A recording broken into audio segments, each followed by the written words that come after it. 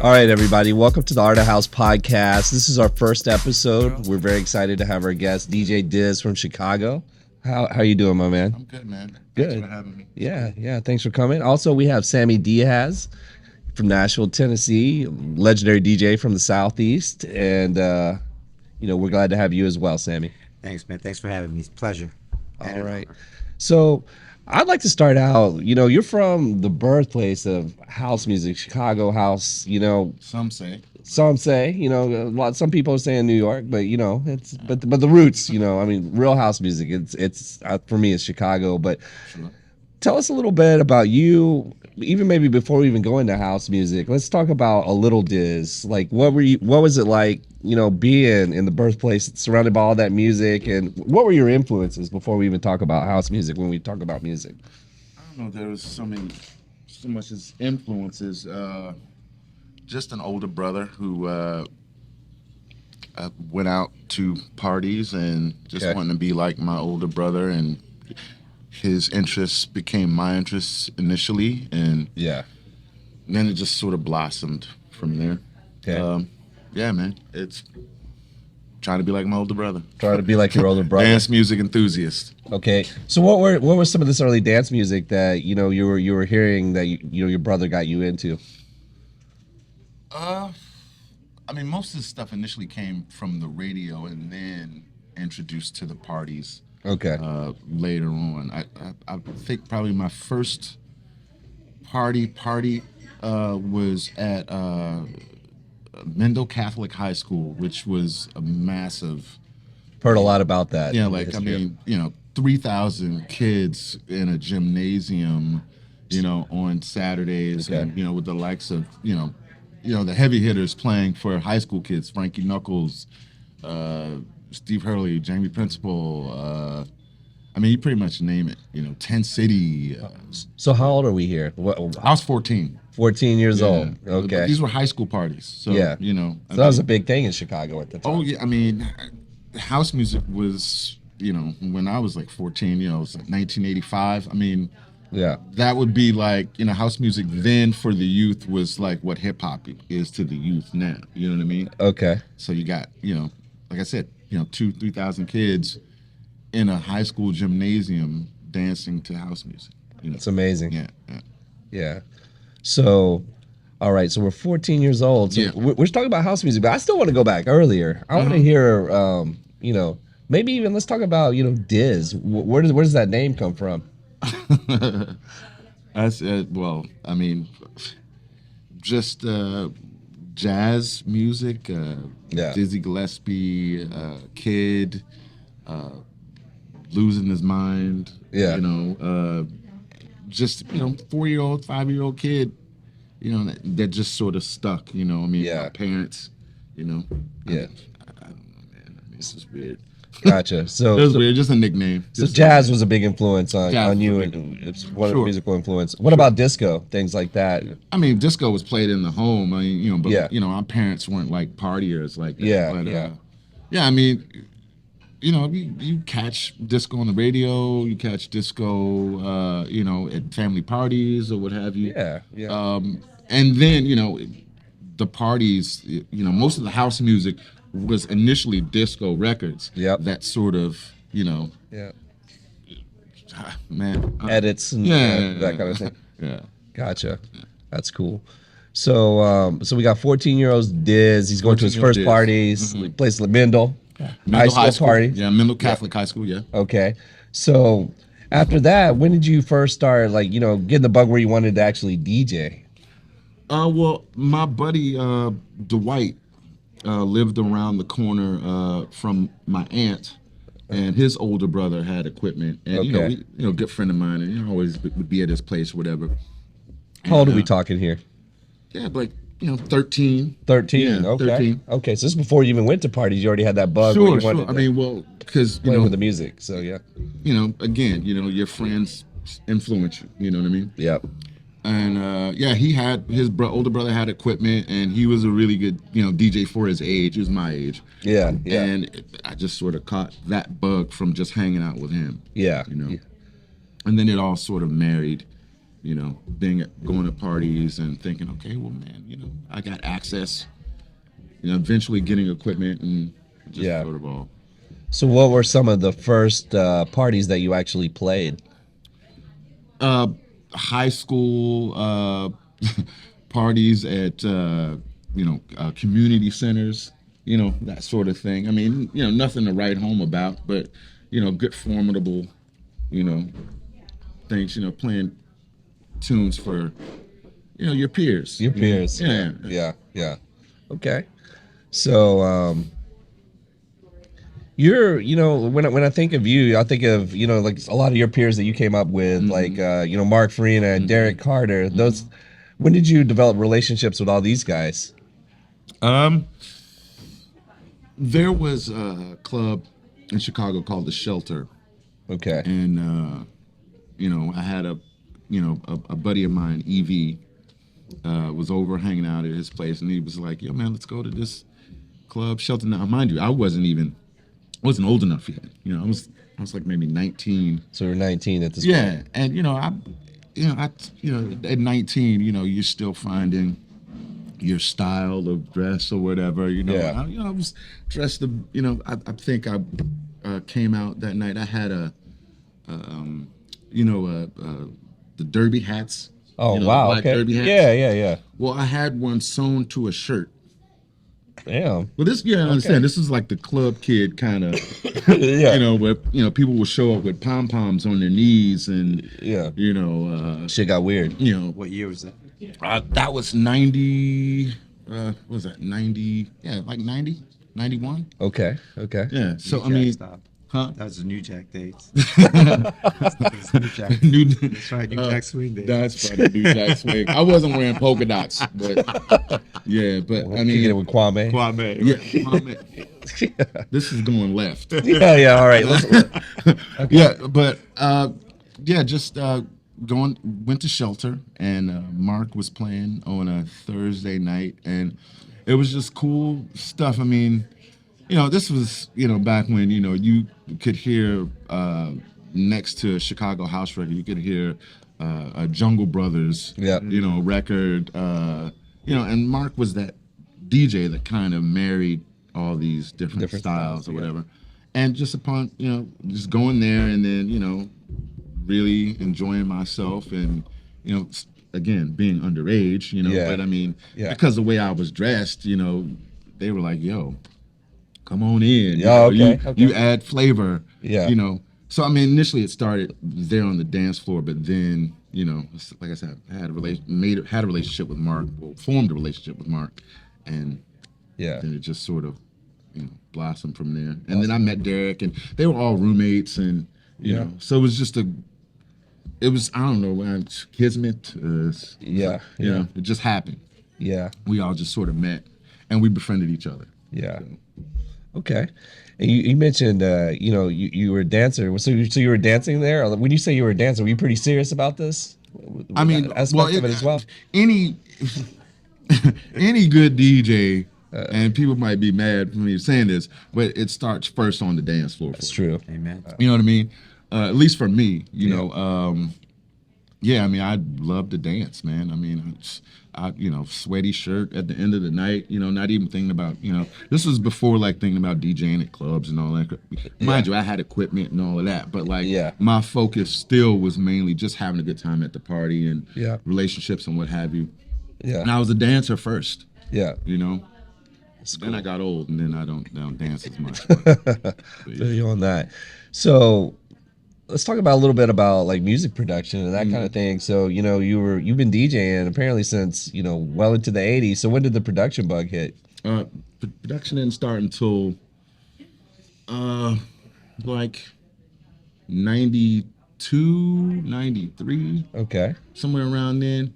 It's funny because initially, like, I got the production bug from, I would record songs, and then I would make these edits on a tape deck. And I had this really cool tape deck that, like, you could get really precise edits. You know what I mean? I kind of perfected that whole thing. And that's what initially gave me the bug. And then, of course, being around people who had equipment and what have you, production equipment. Yeah. And then that sort of allowed me to sort of easily transit into that. Who would you consider like some of the people that maybe were like mentors in that area that kind of helped you? As far as production? Yeah.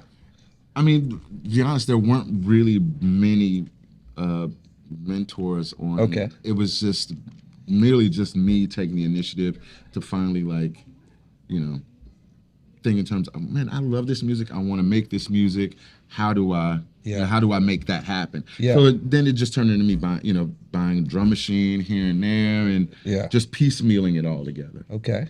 But there was no, I didn't have access to a studio before making music. It was kind of, I grew up, we're going to be all over the place, but I grew up playing saxophone and what have you, so I already had the sort of bug of making music within me. You just don't know how to pull it out until you have access to things, Yeah. And I think too, like DJs, from years of DJing, I think you automatically, it's a little easier as far as structuring and like creating dance music. You innately know you programming. You start to hear how things are structured and what have you. Yeah. And it's an easy. I won't say easy, but it's a much easier transition into making music if you're a DJ and you're playing music and you're constantly feeding your brain, structure and what have you.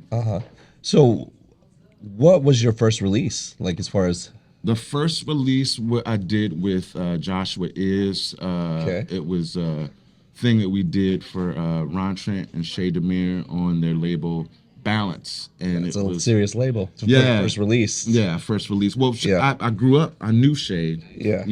Through my brother. I met Shay when I was 12, 13 years old. He, long story, but he used to cut my hair and cut my brother's hair or whatever. Oh, nice. This was before he was Shay. Yeah. But we put our first record out on their label Balance. It was like a sub-label of Prescription, which was the parent label. Yeah. But it's so funny, that whole story, because I initially worked for the label. Okay. And then, man, it's a crazy sort of trail how it all happens.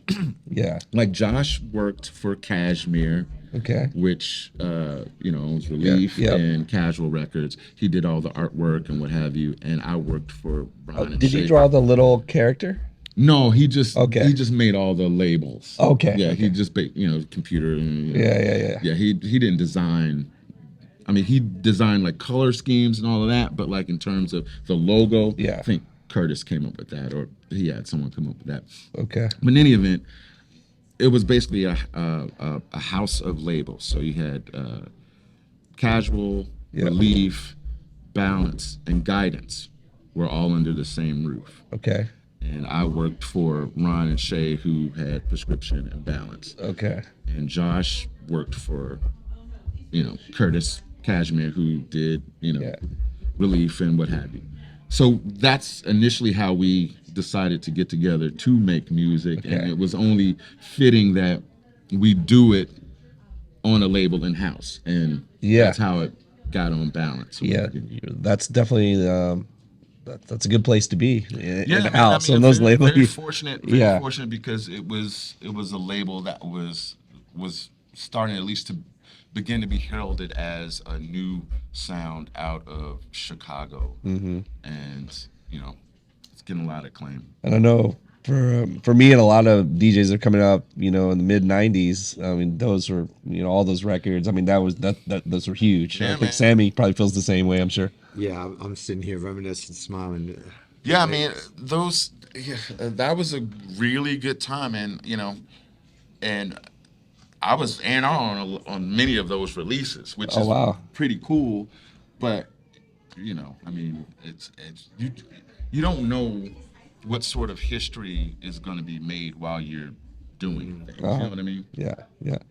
So when did you like start getting, more of a buzz and like, outside of Chicago start, I mean, when did the world start calling, is and Diz or just you Right. yourself? Well, I mean, it helps to have friends who travel as well. You know what I mean? Yeah. Friends like, Mark Farina, Derek Carter, what have you.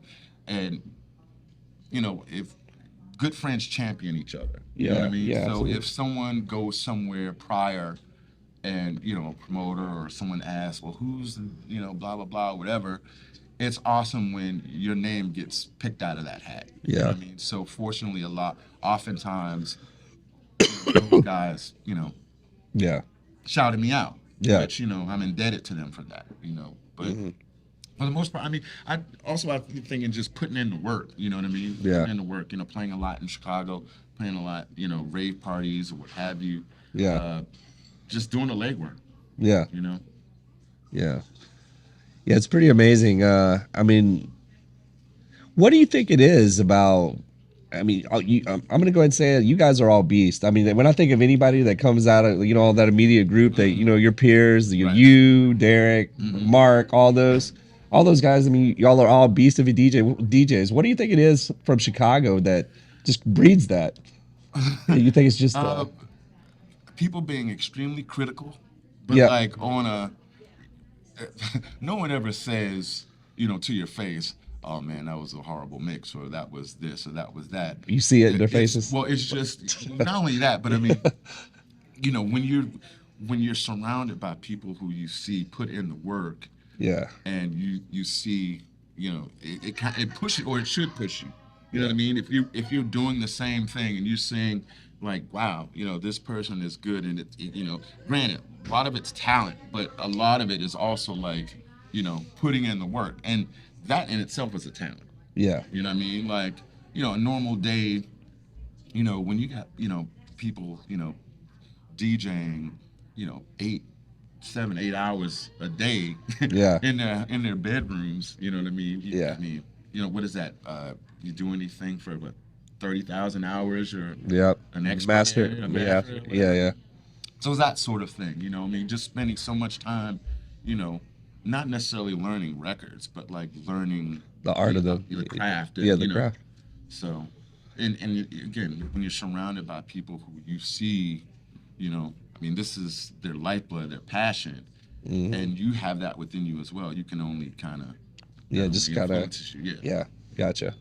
So yeah, that's pretty amazing. So when we're going back, we're talking about like the music production. You're getting those tracks out there, the words getting out. Mm. So what year did you really start? Like playing out. Like when you moving away from playing inner city and like where you think people around the world starts knowing who you guys are. When do you think that was? Um, I think you know, uh, right around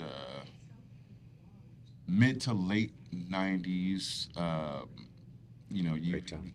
yeah, yeah. Great time. You had you. There was just Excuse me. this thing where if you put out music and uh, just people outside of your were just eager. There was an eagerness to kind of Yeah, hear new things. I mean, in London, I mean, there was the big acid house thing going on. But yeah, then when it started to shift, that was when a lot of us started to go overseas and play. Because I mean, again, sound was changing. Uh, I mean, it wasn't this was before the whole festival yeah, madness or what have you. So, you know, pe- people, were able to make a nice wage, have fun, forge new friendships, meet yeah, new people, and that was what it was about. It wasn't so much, yeah, money driven. yeah, And I know that's kind of maybe off the point, but yeah, I mean, you know what I mean. It was just a time where everything was just sort of free, and there wasn't intention as much as yeah, there is now. I don't know if I should say that, but yeah. It's true. you hear what I'm saying. I do. It was an explosion. It was just that time. Yeah, it was. So, what are some of your favorite places that you played across the globe? Um, well, Fabric in London was always a highlight. I mean, Josh and we had a residency there for a while. Uh, Paris was always fun, playing at the Queen, uh, Bateau Phare, which was like a boat stationary boat that was turned into a nightclub, in Paris, right on the Champs-Elysees. I mean, yeah, Knoxville, yeah. It's a shameless plug, shameless Yeah, plug. yeah. But yeah, man, I mean, what was the question again? Just some of your favorite spots that you've places. played across the globe. I mean, I don't know. I don't know if it's fitting to just name, Yeah. name like specific. I mean, just wherever there's a contingent of dances, I'm with it. You're good. I'm with Ready it, to go, man. huh? I'm with it. I don't need there's not a whole lot that I need to be pleased on the dance floor. You know what I mean? Yeah. I know what I can bring. I just want to have fun. I just want to. Yeah, that really comes off, and I can think, for me, man, you have been an inspiration. Like, I mean, I remember the first time I ever saw you play was at Zentra. Oh wow! And I didn't know who you were. I mean, I knew your records, Right. but I didn't put the face to it. And I was like, man, this dude is killing it. Who the hell is this? Was it a weeknight at Zentra? Because Derek Carter and me and this kid Hiroki, we used to do a night at Zentra. I think Derek was playing in one room and you were playing in another room there. I think from what I remember, I could be wrong, but I just remember because I don't know. I got pulled away and I was just in there watching you. And yeah, it was really inspiring. So yeah, it's a cool memory. But every time I've ever seen you, I mean, you've been one of those dudes that's been very, very inspiring. So, and I think you've done that for a whole lot of us. Thank you, brother. I mean, yeah. I mean, again, it's just you love something, you do it, and if someone finds some sort of pleasure in it, yeah, awesome. You know what I mean? Yeah. But I'm not like chasing anything. You know what I mean? It's just all about. I love the music. I love doing this, and I'm gonna do it. Whether there's 1,000 people on the dance floor or there's like 9 people on the dance floor. Yeah. I'm still up for it. What is that? I hate to interrupt the podcast, but do y'all hear a duck or? It's an applause. Okay, yeah, I don't know. Is that applause? Yeah. That was a little strange. I don't know what's going on. It sounds like something is, Yes. something's caught up in a trap or something.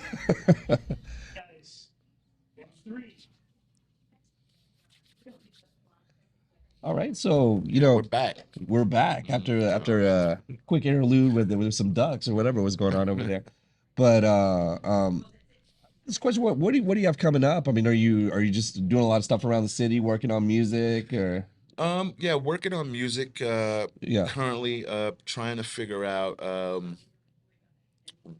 not necessarily what's the sort of next direction I want to go in. Just really trying to pull stuff out of me that I haven't done in the past, like doing more down tempo stuff. Oh yeah, and just trying to explore, what it is within me that I can sort of pull out. Yeah. So, but but as far as like coming up immediately, there's a lot of stuff on the burners. Yeah.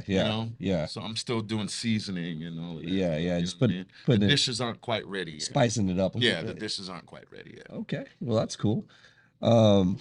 Well, I guess that's about it for our conversation today. Thank you for taking your time. Seriously, no, man, it means a lot to us. Well, I hope you've enjoyed it, your trip. No, I had a great time. Yeah. So absolutely. Yeah. Thanks for having me, brother. Yeah. Thank you very much. And you didn't say much. Come on. I'm just. I have to, go off of Kevin's words. You really have been a true inspiration, and not only that, you're just a really good dude. Thank you, brother. And I appreciate that, man.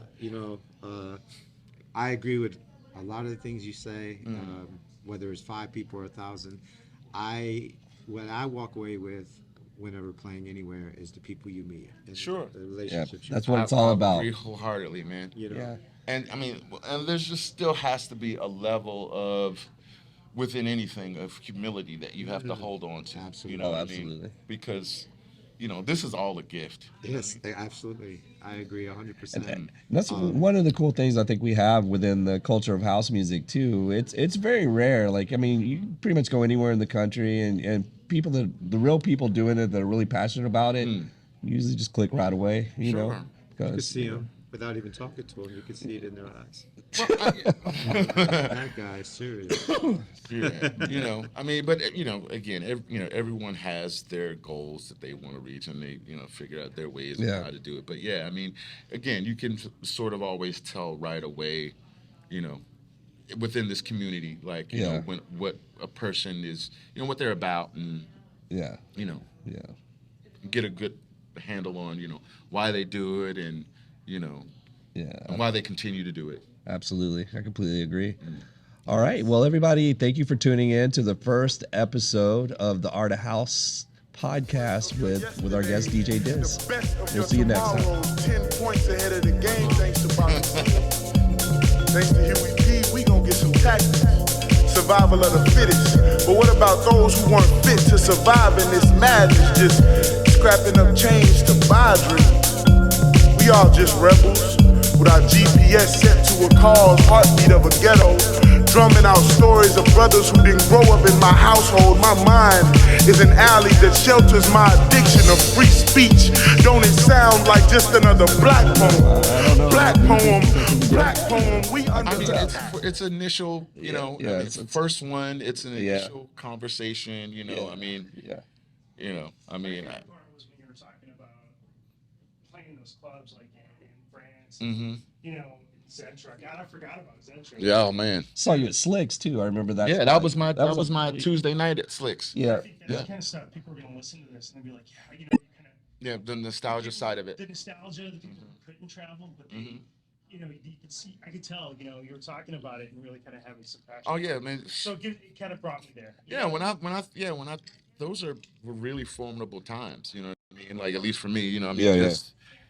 Just being able to see the world on someone else's dime at a young age, and like, wow, you know what I mean? Like I'm in Paris. Yeah. This is crazy. My mom at the age I was the first time I was in Paris wasn't even a thought in her brain. You know what I mean? So it's like, wow, like how far, we've just come. Yeah. Like.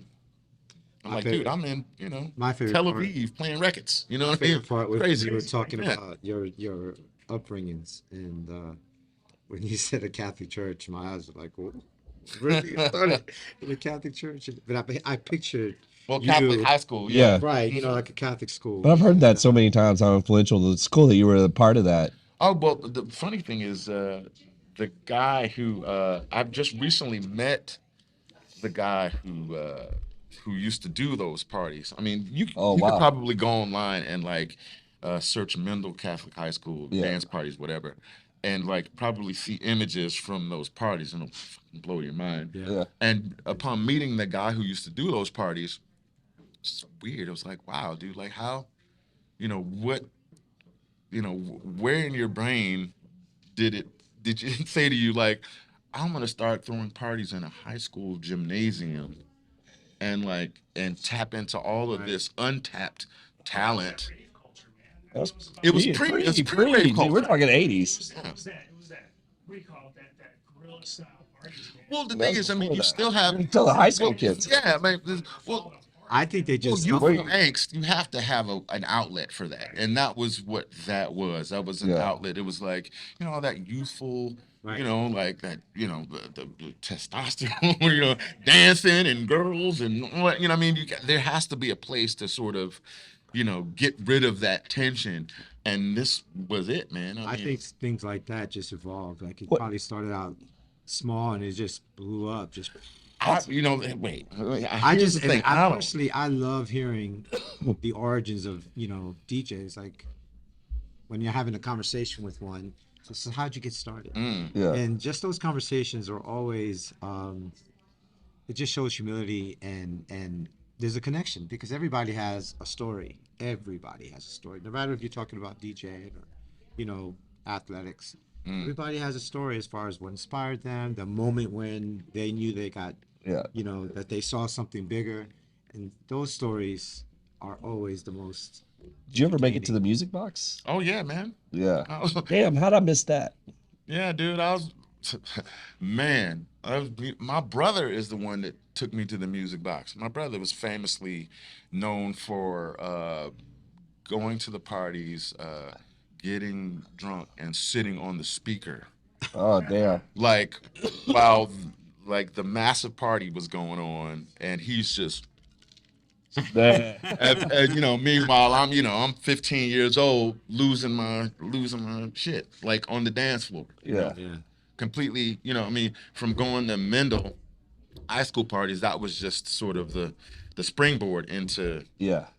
going to the music box and these parties that were happening around the city. Mendel was just like, again, the springboard into that. Yeah. That was what introduced me to all the different DJs, in Chicago. Steve. Kind of the beginnings and kind of how we got where we are. Sure. And listening to where you got where you are, what I really like also is if you think about it, this is going to be your next. Oh yeah, this is who you're talking to now. Yeah. You know what I mean? And Yeah. I think that's hopefully what. What's even more mind blowing is like he's got a jump start on the whole deal. You know what I mean? Like, I mean, literally, because what is he like 9? 11. Okay, I'm sorry. I mean, to take 2 years from you. But again, it's 3 years. He was on viral, Right. 4 years old. I'm saying, so he's that age and he's already talking about producing, which is bananas to me. Yeah. And it's awesome, but it's like, wow, 11, I don't know what I was doing. It seems like he might be, unique. Not. There are a lot of kids. I'm sure. About that right Sure. now. Sure. And you are now generational. You are now a legacy. Right. You know what I mean? And that's what's really cool about seeing this kind of go into these generations. Yeah. Just to be clear, that's also very weird, because because there's some people in my hometown that are throwing parties, and they throw these accolades, and I just take it with a whatever. And then it's like, so like, you're the Godfather, you've been doing this forever. And one day I was talking to one of them, and I asked him, when were you born? And he told me the year, and at the time of his birth, I was already playing all these raves and doing things, and I'm like, oh my God, he really was in his diapers when I was playing on stage in front of people. So it's just like, now he's 24, and I'm sitting there like, what? Where have the years gone? Exactly. Where have the years gone? That's how I always and it's feel. not like a waste. Sure. Like, man, so many great memories and so many good relationships, and It's hard. if we decided to become authors, we would be bestsellers. I mean, we would never run out of material to write. Indeed. We would never. The lifestyle, the things you've seen, and not just the stuff that people think of, like the parties and stuff. But you're traveling here and you're talking about what you're doing. Get on the plane and people go, "What do you do?" I'm a DJ and I'm flying to Paris. Yeah, often people just think it's sort of one dimensional. They don't see like, there's so much behind that curtain. The day will come too where he's going to be an adult, and Diz or me or Kevin will be playing somewhere, and he's going to walk up. He says, I remember you from an interview or a podcast. I was that boy sitting there, and it's going to blow our mind. I'm going to be like, wow. Man, you're a grown man now. He'll probably be the only DJ at the party, boy. What you talking about? He'll probably be right there with us. I'll be trying to knock drinks out of his hand. Like, no, man, you don't drink. Don't drink that. Don't drink You're that. the one that brought you here. He'll be the one that brought you. Yeah, exactly. Yeah. Yeah, totally. students It'll that- be his party. Oh, Exactly. It's like, because, our students are asking me, so you DJ? I'm like, yeah, I DJ. I play around. And they have no idea. Their scope is limited. Or at least I think so, because Sure it is. they don't have access. They don't drive on their own. They don't. So all they have access to is a radio, or nowadays with technology, they have access to a lot of things. So now they're like, oh, can you take us with you? And I in my mind, I'm visualizing one of my students rolling up at a party. I could just see myself turning the music off. Check his ID right here. I taught this kid in the 7th grade. What are you doing here? But they're adults now. I've had 3 or 4 former students show up at shows I played at, and That's pretty awesome. It's But had they had any idea of that's what you did outside of it? Yeah. Because Which is Nashville's pretty- a small yeah. town, and I mean, I've had residencies where they just showed up, and I'm like, oh, how you doing? Mr. Noble, or whatever, whoever they were, and it's just I don't think that. I know for me, when I first showed up, that twinkle, like when you open a door to a world that you didn't know existed. Because my first rave, I went because of a girl's cup size. She invited me to go to this party. Well, That's the honesty cleanest for way you. I could say it. That's honesty. That's honesty. I was like, Yeah. because friends of mine we're going to this rave. I think King Britt was playing in Nashville, and I didn't know any names. I didn't understand the depth or the size of this thing. I was a house kid. I was somebody that would go to parties at clubs and just dance. That's all I cared about. Yep. And it was such a small scope to what we know now. So this girl comes, my friend Sprout. He's Yeah. this rave. I'm like, how much does it cost? I was all about economics. Like, oh, it's $10, $15. $15. You just pay $5 and go to the club, so, but then like 15 minutes Yeah, later. remember when the club cost $5? Yeah. This attractive young lady walks over to me and we're dancing and she's like, are you going to that rave tomorrow? And I'm like, yeah, I'm going. I'll be there. So when I showed up there, $15, fine, no problem. it was, and we didn't get there till 5 in the morning. And in my head, I'm thinking, it's 5 in the morning. Everybody's going to bed. And we rolled up. There's like 300 people there. The lights. I mean, it's a big warehouse in Nashville. And I was just dumbfounded. And then the girl walks up to me, hey, you made it. I'm like, yeah. It's like what's I'll talk to you later. Like you made it through the looking glass. That's you right. peered That's through. right. Yeah, man. I was Alice right there. I definitely went down the rabbit hole. And within a year, I was already DJing in clubs at a smaller scale.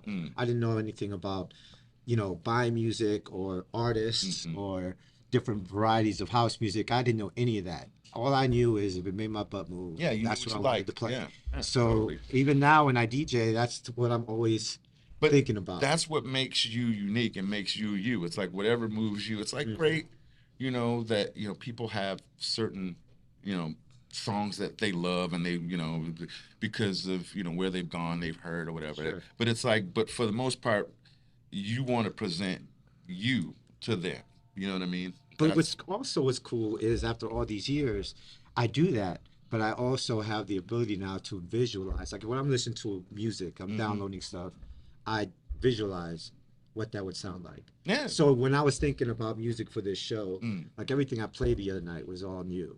But every track I was listening to on my little sound system in my house, which is nothing, it's just a computer sound system, I'm taking me to that sound system. It's like, oh, this is going to be good here. This will work here. This will work here.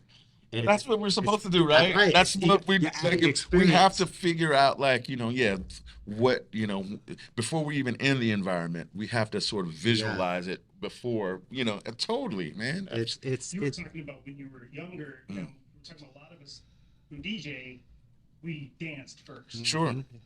That's the truth. Saying that, it makes me think you're right. And those type of DJs who danced first don't come in with a genre. They come in with a vibe. Yeah, feeling. It's whatever. Yeah. That's how I met Kevin. Kevin tried to step to me Literally. at a club. Literally. In Chattanooga, Tennessee. Yep. This place called The Bomb. Yeah. Where the DJ was like, 5 stories up. stories, yeah. And big old dance. So there was nobody there at him. We had another famous drum and bass DJ. He's big in Tokyo, Satoshi. Me and Satoshi rolled up. We're like, we were just going at it. It was like maybe 10 people in the club, and the 4 of us are, pulling each other's pants down and doing head spins and stuff. Just battling. And, years and years later. Wow. Here we are. I was at his first show, and he's been in many. It's just been. Yeah, man. It's awesome. That's pretty awesome. Yeah. It's a lot of memories. God, you guys met through battling. Yeah. Literally. Battling. Yep. Yeah. And that was in 96. Was it 96? Yes, sir. Wow. That's crazy. There's a little male testosterone and rearing its head in the party. And I didn't talk to him for a few years. He was one of my favorite DJs. Yeah, because he was in the Teamsters with Trax and Justin and all them and Trevor. And wherever he used to play, me and my boy Satoshi, he was kind of going to school to see the Teamsters. We would go and we just sit there and stare at him. And what an awesome name early on, though. I know. Teamsters. It was what an awesome name. Good job. I think Brian was the one that coined that. Oh, yeah, Halo. Yeah. Was in there Justin, too. one of those guys. But I remember you used to watch me, and every time somebody used to watch me like that, I would always think the worst. I hate what I'm doing.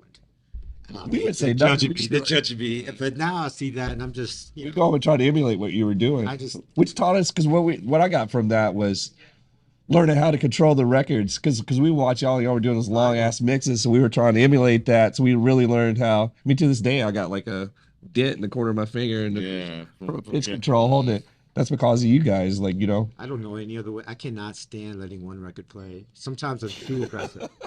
Like, you know those Yeah. those pieces where there's like square pegs and you have to fit certain sizes. Yeah. I'm the guy putting the big square in the circle, banging the it round in, hole, yeah, forcing yeah. it to fit. That's I Well, think that's what that's what it makes is. That's sitting what on it the is, edge. man. It's not programming. I've It's- always said those are the DJs that always make me excited to hear. I hate predictable. I don't want to know, like when I hear somebody, because some DJs are like, all right, this is what I'm going to listen to for the next hour. The DJs that are my favorite DJs are always the ones you don't know what's coming next. It Yeah. could be an acid track. It could be like, some Those are the vocal. best. Those I are the mean, best. yeah, they're taking you on their journey, So that's what I really But you know love. what's funny? Speaking of Ron Trent, this Ron Trent just sent me a text, asked me to play if I want to play Mother's Day tomorrow at the place that he built the sound system for this new winery, Bronzeville Winery in Chicago. Okay. It's funny. I'm like, oh brother, I went to his, can do it. I guess he has that thing he does in Atlanta, and I went to the one with Louis Vega. It's pretty amazing. So Yeah, man. Ron is a special dude. He's a special dude. yeah. I mean, So, I was going to ask you, this is your second time been in Knoxville. Now, last time was about 30 years ago. But, easily. Has it been that long? Easily, man. 30 years? Easily. What's your vibe? I mean, what's your take on last night? What's your take on Knoxville? I mean, I thought it was fun, man. I mean, what's really cool is to see like people closer to my age, still wearing their hats like that. There was a lot of those That's out there. fucking awesome. There's- I mean, I wouldn't do it, but but that's awesome. That's awesome, man. They saying, ladies, 37 years old, like, That's what's right. good? What you got? You know what I mean? And I'm not making fun. It's just it really like gives me, it just takes me back to like, wow, this is in the hearts. You know what I mean? Yeah. And that's really awesome to see. You know what I mean? I mean, yeah, they're not at work like this. No. But I mean, it's like, I'm it's going like to see that this. night out. I'm like, what's going on? Yeah. And it's, so it's good, man. I had a really good time. Yeah. It sounded like it. And not like, leaving it only till, watching a girl wear a hat like this means a good time for me. I'm saying just all around, man. Just, I didn't feel like, there were, people trying to figure out if they should dance or not. It's like people, you just kind of, people are going to dance if they want to dance, and they're going to talk. It's a party. It felt like a party. You know what I mean? It didn't feel like, It's all smiles though. And good that energy. whole, but So- I'm saying I'd rather have, something, really kind of that hits close to home and intimate rather than like everyone facing me, no one enjoying each other. You know what I mean? Oh, That's a party to me. When people are enjoying each other. But you had having them though. conversation. You were talking. They were having those conversations, but all of a sudden you do something. Oh shit! Yeah, So that's but they're still They're they're engaged. still staying in their element and being engaged with the people that they're Yeah. with, versus looking at me. with the phones in your face. Yeah, There I were mean, smiles. sure, There were you a lot have of a random smiles. that, but I mean, I would much rather, me be a part of you enjoying each other, so that so we enjoy each other versus, like I'm, just like a, lack of a better expression, fucking monkey in a cage. Right. Yeah. You know what I mean? And you're just like, what's he gonna do? Is he gonna put his shit in his mouth?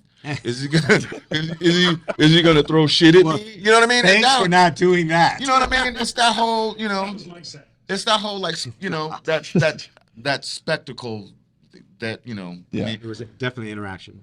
yeah, I mean, if you're a festival DJ and that's your bag and you get off, on like, the world facing you and awesome. That's cool if that's what you get off on. But if, It's not very house. it ain't, it's, No. it's not, because I mean, But it's How- their tea. It's their tea. Yeah. I mean, I don't get it twisted. I don't knock anyone No, do doing your that shit. I thing. mean, get your money. Right. Get your money. You know what I mean? Because God knows they're making a hell of a lot of money off of those, big shows. But it's like, yo, man, I'd much rather, be at an intimate boogie. Yeah. I can walk off, smoke a cigarette, and, Yeah. Yeah. And yesterday's event was good because you go in and out, and there were a lot of smiling faces. That's what. That's what. Yeah. Yeah. So people at the bar talking, people out here dancing, everybody out there, and there was not a time outside where there wasn't people out there dancing. Oh yeah, Or but it's just, No fear of dancing is what I noticed. and it was raining hard. Dude, when Diz was playing, it was stormy. It wasn't I didn't raining. even realize it. It was stormy. I didn't Yeah, realize I it. didn't That was realize. the only, for like a little second, you got a little thin for you, and I bet you were thinking, man, I'm losing them. No, it was like at one point it was storming had- so Well, hard. no, I was just People thinking that, you know, I mean, in any event, at any event, any set, the whole time, but yeah. sets are gonna be like ebbs and flows. I mean, yeah, you know, I mean, especially when it's a party like this, in terms of like people coming out to dance versus, you know, coming to see the spectacle. Because oftentimes it's like people come to see or just watch the DJ, not listen to the DJ. Right. You know what I mean? Yeah. So engaged. I'd much rather that, you know, that whole, you know, in and out. Oh, I'm enjoying myself. I'm going to go to the bathroom, blah, blah, blah. You know, get a drink, blah, blah, blah. Talk to my girl over here. And then I'll come back and get a shit, wiggle just on. not that. Yeah, and get a wiggle on. You know? Yeah. I knew it was gonna be good because when the sound cut off, there were a lot. I heard a lot of whoa, and I was like, oh, people are into it. People are paying attention. And I had to look around like, where's Kevin, man? This is no bueno. But it was a good time. Yeah, man, it just went dead. I don't know if I stepped on something. I think or you stepped on the power. I don't know. That's my fault for having it close enough for you to step I on. don't know. I just moved my feet a lot because I'm dancing back there too. Yeah. I can't help it. Somebody was pointing out, I was like, I think it was Earl, because you were dancing. You had your little, you know, Diz wiggle. He says, look at this butt, little Well, wiggle. you're engaged. I'm like, everybody has a wiggle, man. Everybody has a wiggle. Something. Everybody has a wiggle. Man, it's just Everybody has a natural. wiggle. You know. It was a good time. And a unique wiggle. That's kind of funny. That's one of the funniest things. Like, oh shit, I haven't seen them in a while. Oh, there it is. Yeah, there's a wiggle. Yeah, you don't really take into account until you see yourself on camera. Like I remember years ago, I saw somebody videoed me at a party, and they said, "Hey, you gotta watch yourself, man. This is so amazing." And I watched myself, and I was like, "Wow, I look like an idiot." I mean, I was just, you know, but that's how I felt at the time, you know. So, man, that's That's Yeah. house, Yeah. yeah. That's, you know, you can't you really. see, Unencumbered. you don't see the shuffle Right. all the time. You see a lot of unique dancing out there. And the DJs have their own unique style. So that's Yeah, we all have our own wiggles. You know, Yes. We all had you know. Yeah. so we should name this episode. Everybody Yeah. All right, guys, y'all want to wrap it up? All right, let's do it. All right. So, you know, y'all lose my fuck up.